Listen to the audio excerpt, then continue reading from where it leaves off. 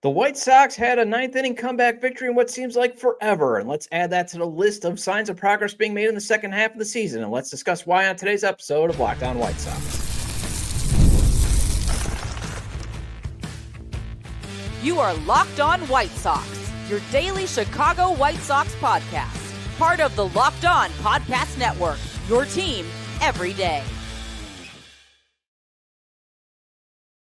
Hello, I'm your host, Todd Welter, a lifelong Sox fan and contributor for SouthsideShowdown.com, part of the fan side of the network, and also I've covered Major League Baseball for outlets such as the Associated Press. And thanks for making Locked On White Sox your first listen every day, part of the Locked On Podcast Network, your team every day. Make sure to hit the like button on today's episode. Subscribe to the YouTube channel at Locked On White Sox if you're not done so already. Additionally, follow or subscribe to the show wherever you get your podcasts. And last night's 4-3 comeback victory over the Twins is another sign of progress being made in the second half, and I want to discuss why in the first segment. Then Jonathan Cannon is on his way back to the big league roster. Let's discuss if the team made the right call to pick him over Sean Burke and Shane Murphy. And finally, I want to share an epic social media meltdown by a Twins content writer after the Sox comeback victory. This episode is brought to you by 5 Hour Energy. Enter for a chance to win a dream golf trip for two to any golf tournament in the USA. Visit 5hewin.com for full rules and entry. No purchase necessary. Excludes the Masters tournament. Ends October 31st, 2025. All right, so last year, there is no way the White Sox win a game like they did last night. One reason is because it didn't happen at all last year. The White Sox never won a game in 2024 when trailing after 8 innings, according to MLB.com's White Sox beat reporter Scott Merkin. You got to go back to 2023 in Cleveland for a ninth inning comeback victory, according to his tweet. Or as Chicago White Sox Sun-Times beat reporter Kyle Williams put it, the team snapped a 205-game losing streak when trailing after 8 innings. 205 games has gone by since the White Sox have won a game after trailing after 8 innings. Basically, they've gone 205 games without ever making a ninth inning comeback to win a game. Now, they've had a few walk-off wins when it's tied, but when after trailing, after 8, it's been pretty much game over. Let's wrap this up. And the other reason why I'm saying that this is another sign of progress is variants hated the White Sox last year. In fact, the way that the Twins blew that ninth inning 3-1 lead in the fashion that they did probably would have happened to the White Sox a lot last year. And I know I should put another figurative dollar into the I would never going to mention the 2024 jar, but it is at least another sign that things could be getting better because, how the White Sox also made their comeback, it happened in some of the most unlikely events possible that used to happen to the White Sox. I mean, how many times did we see last year a bloop single just dropping right in front of, say, a charging center fielder? Or, again, the ball dropping just fair in the ninth inning on like 2 outs and 2 strikes. That happened to the White Sox, but it didn't happen. It didn't happen to them last night. They were the ones that did it. And most importantly, last night's victory again served as another sign that this is a completely different looking ball club since the All-Star break.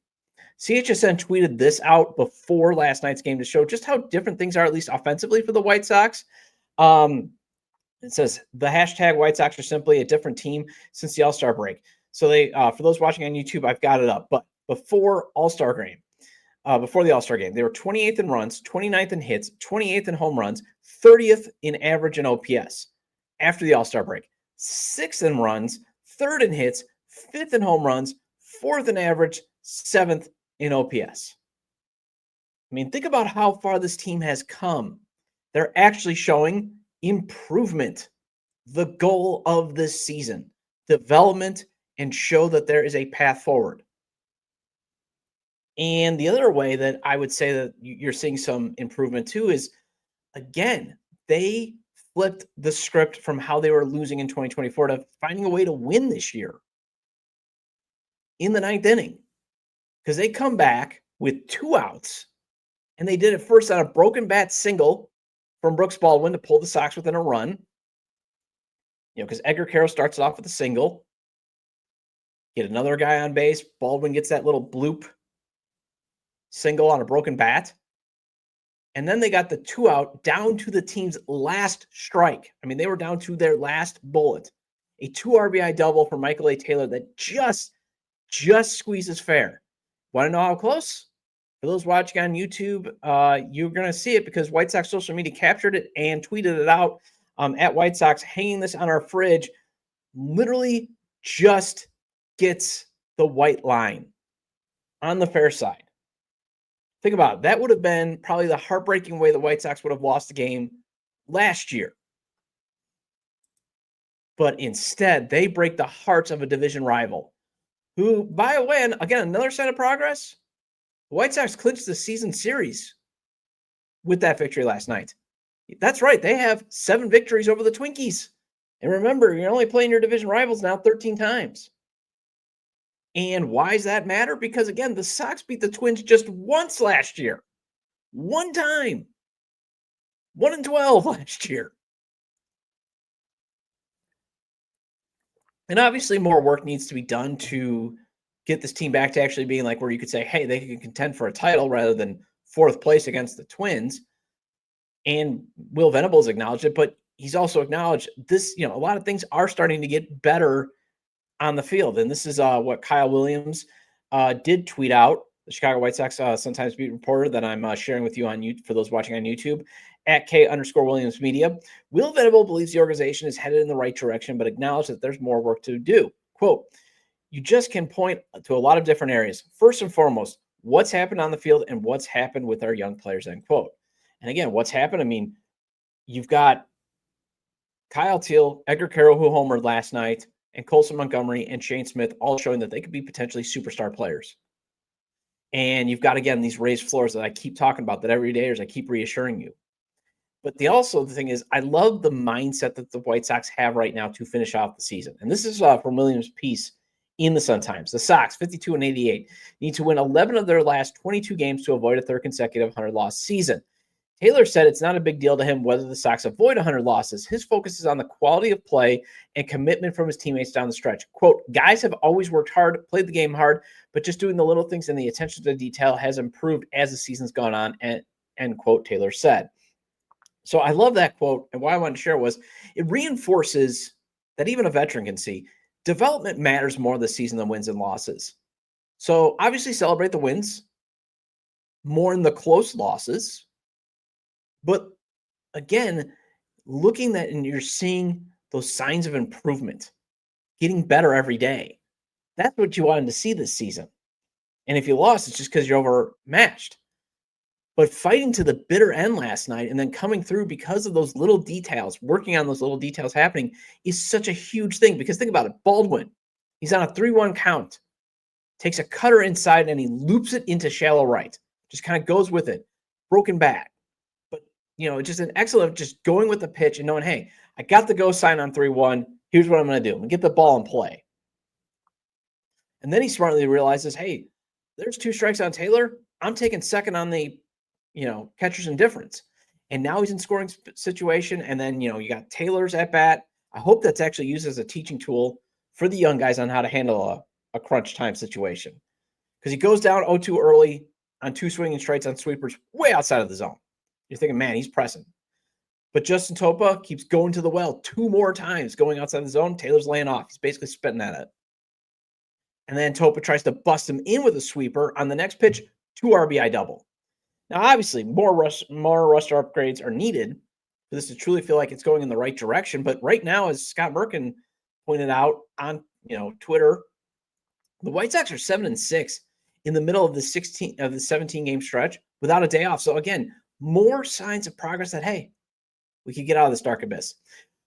Well, let's see if the White Sox can extend this win streak to a season-high 5 games. However, to get there, they will need Jonathan Cannon returning to the big league roster to pitch well and covering the bulk of the game tonight. Let's discuss if the club is making the correct call and bringing him back from AAA Charlotte after the break.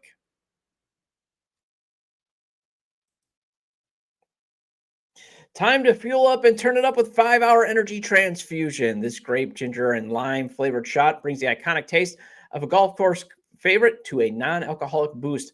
Perfect for sinking birdies or making great memories with friends. It's a hole-in-one for your energy game.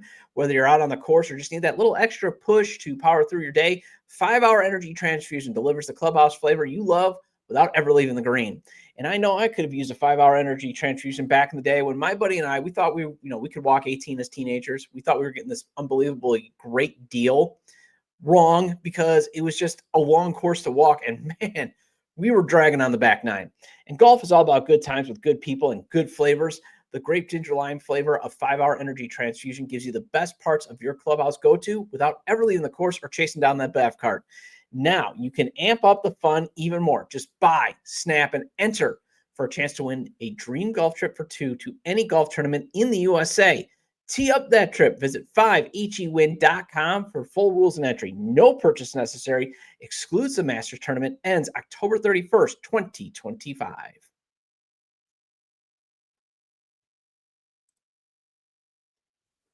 Welcome back to Locked On White Sox. I'm your host, Todd Welter, and we have an important request here at Locked On. Get the thing. Come on. There we go. Locked On wants to hear from you. We've put together a survey to learn more about our listeners and make your favorite podcast even better. This is your chance to tell us what you like, what you don't, and answer questions about our advertising. Go to lockedonpodcast.com/survey to get started. Everyone who completes the survey will be entered for a chance to win one of 10 $100 Amazon gift cards. Again, that's lockedonpodcast.com/survey. You can also find the link in the show notes. And hey, thanks for helping us out. All right, so Fraser Ellard is officially listed as a starter, but he's an opener. This Jonathan Cannon is scheduled to get the bulk of the work tonight in the series finale against the Twins. First, I'm honestly glad it's him rather than Mike Clevenger, as that was basically being reported that he was being called up. He did 2 episodes on it. But for the record, I was reacting to the news of his potential call-up made by Jim Margulis of Sox Machine and James Fox of Future Sox, guys who have actually gotten breaking news right every now and again, trusted White Sox content folks or reporters, I would even say. So I did not report it, but I also went with the angle of if it's happening, why it would be bad, just for the record. So I'm glad that they're going with Cannon. However, that's just going one step above one really bad veteran pitcher for a potentially looking like he's going to be a bad young pitcher. Because again, I'm not sold anymore on Cannon. The fact that he doesn't have a wipeout finishing move pitch really, really now makes me nervous whenever he pitches. He's got the potential to still be okay, maybe a swing roll guy, but I'm not thrilled that they're going with Cannon over, say, Sean Burke or Shane Murphy, because they at least potentially have some wipeout pitches. And Burke, we've seen pitch like an opening day starter. Just has to command the ball better. Murphy, supposedly, at least according to pitching director Brian Bannister, has some of the best stuff in the organization. And yet they're going to call up Cannon to basically take the bulk of the work after they spot him an opener. And at least he's being spotted at an opener. Now, I can speculate, because that's how I can just go over the hunch of why they're making this call. First, Burke, they could be going with Cannon just because Burke might still be gassed. As, he's at his career high in terms of innings. So maybe, you could start to see he was tailing off too a little bit. Could he be exhausted? That type of stuff. And also, it's just clear as day, he would not be available to pitch tonight as he pitched last night for the Knights. They didn't scratch him. So that's a clear indication that they weren't going to go for him. And I can understand them maybe being like, Cannon's a little bit more, not even near his career innings limits.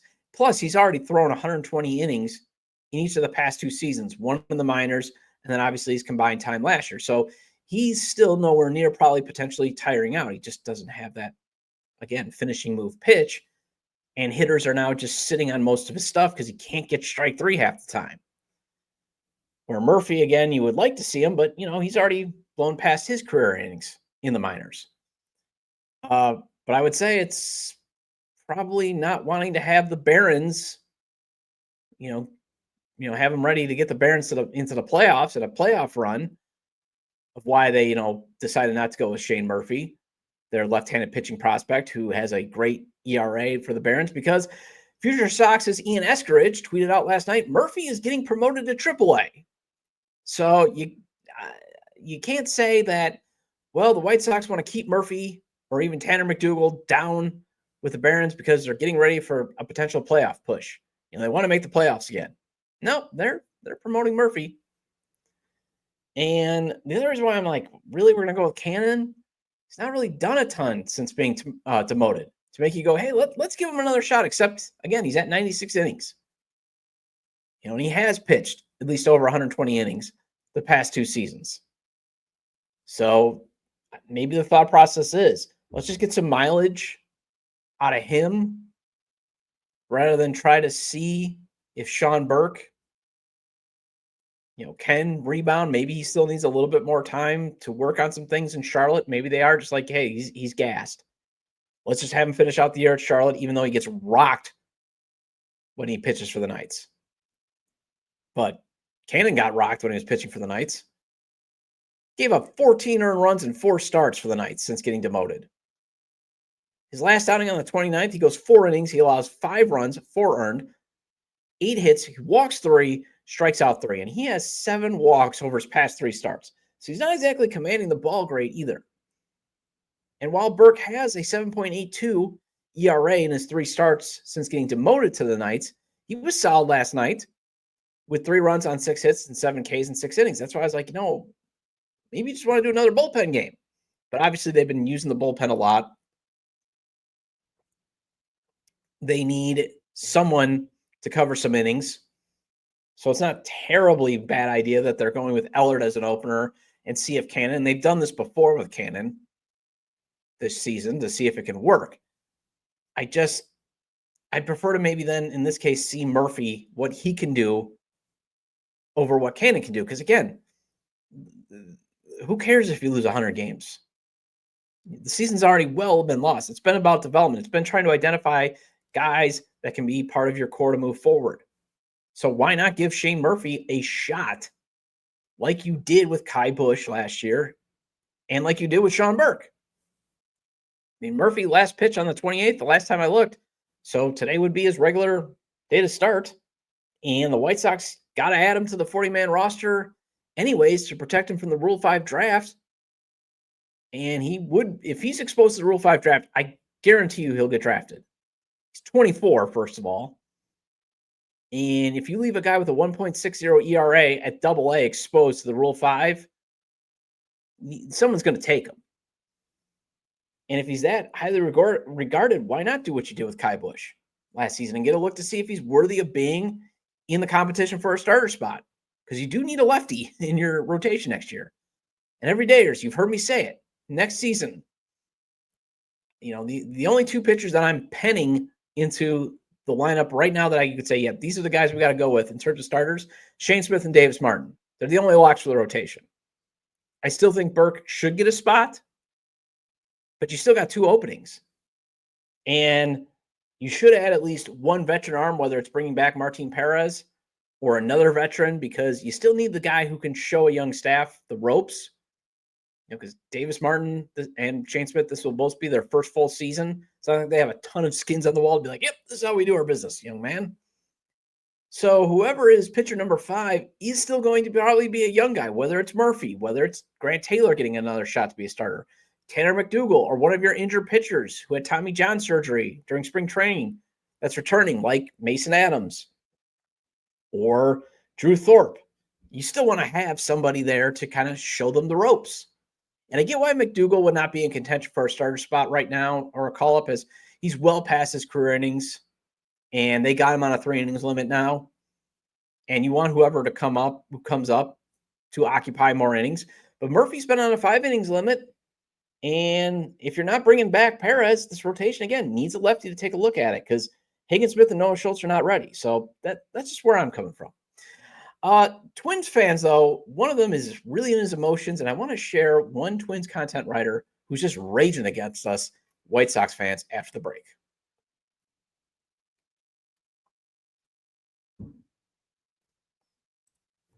There's nothing like catching a baseball game live, the energy of the crowd, the chance to see your team in person, but actually getting tickets, that's the tough part.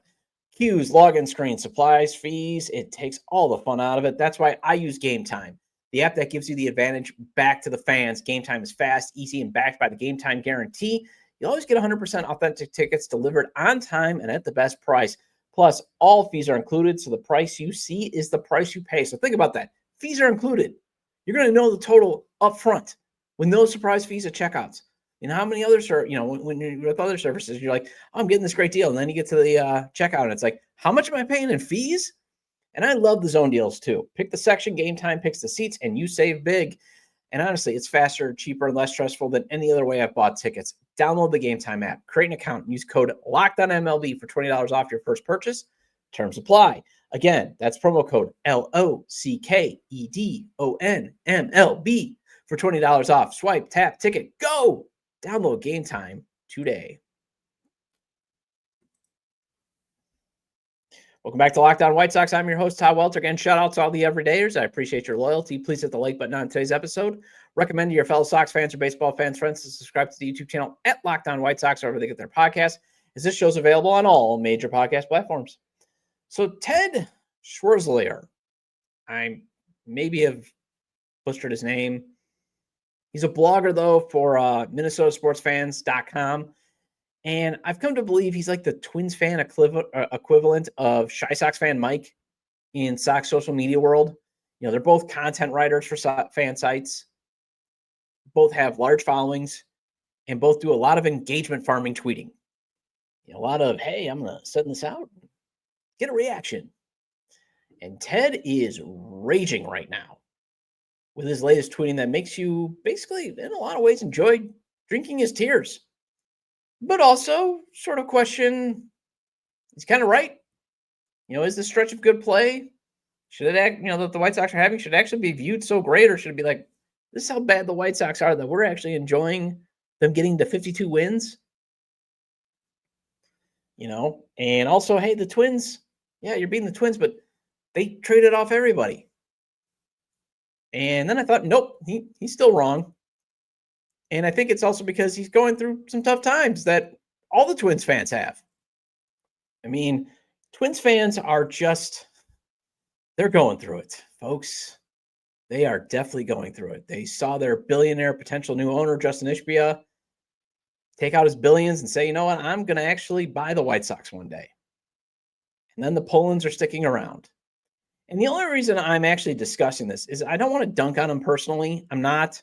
I've actually read his stuff. It's actually not bad. It's pretty good. You know, and then catches wind. I don't want to start a Twitter war, that type of stuff.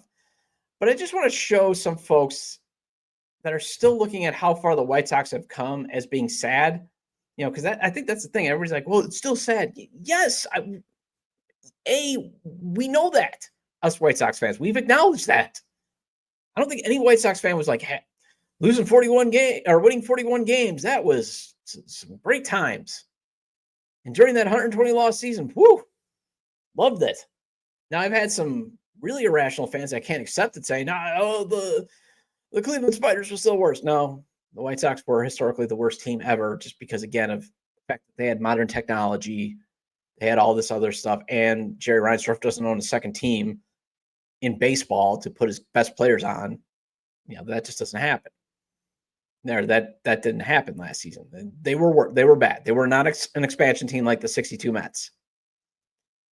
But those that still see this as looking as, well, look at how sad it is. Like John Greenberg tweeted, and I shared that. You're not looking at the context of why White Sox fans are hopeful, because, again, we endured such a terrible season last year. And we could see, hey, maybe there's even more progress because, again, the Twins, they might not be very good next year. So, hey, there's not only a chance to not be in dead, to even get better next year, there's a chance not to be in dead last. And you got to climb up those rungs on the ladder. And while this guy doesn't speak for all of Twins fans, I mean, the Locked On Twin guys, they're good people. I'm going to come from another angle of a tweet he made that makes me just think, Twins fans, not showing up to games is not going to bring the ownership change you're hoping and you think it is. Because Twins fans are like, they're proud, like, hey, we're not coming. Yeah.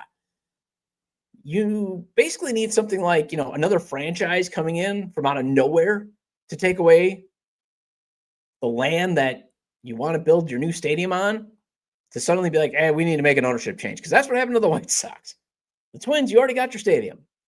Now, first of all, here, just for a backstory, here's how Ted first ever came into the White Sox social media world crosshairs. He tweeted this out, I believe, at the beginning of the season, and this is at TL Schwartz. I've got it for those watching on YouTube, extra on my Twitter. I wonder if Chicago White Sox fans are still comforted by their 2020 or by their 2005 World Series trophy, or how it feels to be irrelevant before opening day even starts. It was funny how they chirped the Twins for a few months of relevancy. What?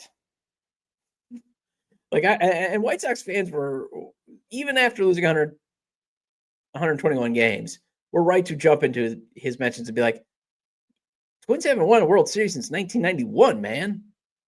Like, you kidding me? You guys had the longest losing playoff streak. Where are you going? You're engagement farming, aren't you?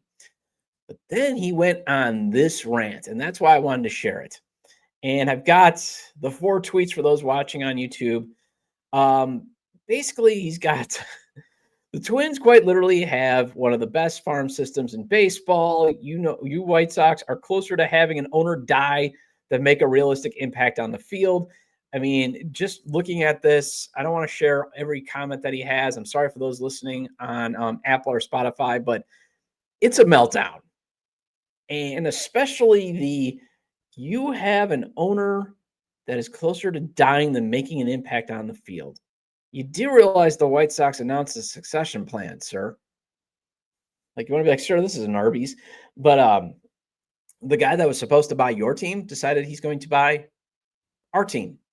Now, granted, we have to wait, and it stinks that we have to wait, but it's going to happen. And yeah, if Jerry dies, okay. It's sad that we have to wait for him to die, but maybe Justin Ishbia buys the team sooner. And I'm not saying he's going to be the greater owner, but that's just a critique. That's probably how I would have angled it. Like, we don't know if Justin Ishbia is going to be great, but you guys are still stuck with the Poland family. And then to say, oh, yep, 12,000 fans. That's great. We're not coming. We're letting the Polands know how frustrated we are. Okay, that may have caused them to explore selling the team, but they're not selling the team. And us White Sox fans can tell you, you cannot show up. It's not going to change the ownership. Even 10,000 people showing up to a stadium can still bring in a decent amount of revenue if you think about all the costs that you pay for. It's not going to force them to be like, oh, we got to sell. That doesn't work. And again, yeah, you got the better minor league system. But is it close to helping you like it is right now with the White Sox? So at least in the short term, that's all I'm looking at. But man, watching that meltdown, that's going through some things. That was interesting to see on social media. The absolute just, you've got what was it? There's no fan base. It's just so much stuff that it's like, I need to get another mug to just keep drinking those tears, because it's always been fun to watch the Twins kind of melt down the way they are. Because yes, I'll give Twins fans this. You've always gotten in the way of the White Sox winning more division titles, but it's always been great to see you not win any playoff games. And it's been enjoyable to see that the White Sox win the series. And that's the other thing. Like you're saying, we won the series. It's facts. Sorry. Well, that wraps up this edition of Locked On White Sox. But before I go, it's another big moment on Locked On. College football fans, Locked On and Fire TV present College Football Kickoff, your ultimate college football weekly preview. Drake Toll of Locked On Big 12 leads the conversation alongside two-time AP Coach of the Year Gary Patterson, former college star Jesse Holley, and Locked On's local experts. A college football preview only Locked On can do. Catch College Football Kickoff every Thursday throughout the season, only on Fire TV. And I'll be back tomorrow to discuss actually what I wanted to discuss today. And I kind of pushed it back, obviously, with, hey, we got some more signs of progress. And that is some recent comments made by GM Chris Getz that should set up for another disappointing offseason. Feel free to leave comments about today's discussion regarding the White Sox showing more signs of progress with last night's win, Jonathan Cannon getting recalled over Sean Burke and Shane Murphy, and one Twins content writer having a major social media meltdown. You can leave them at the episode page on YouTube, X, formerly Twitter, at ToddJDub, or at Locked On Sox, or you can email me at LockedOnWhiteSox@gmail.com. Have a great day, and I will talk to you tomorrow.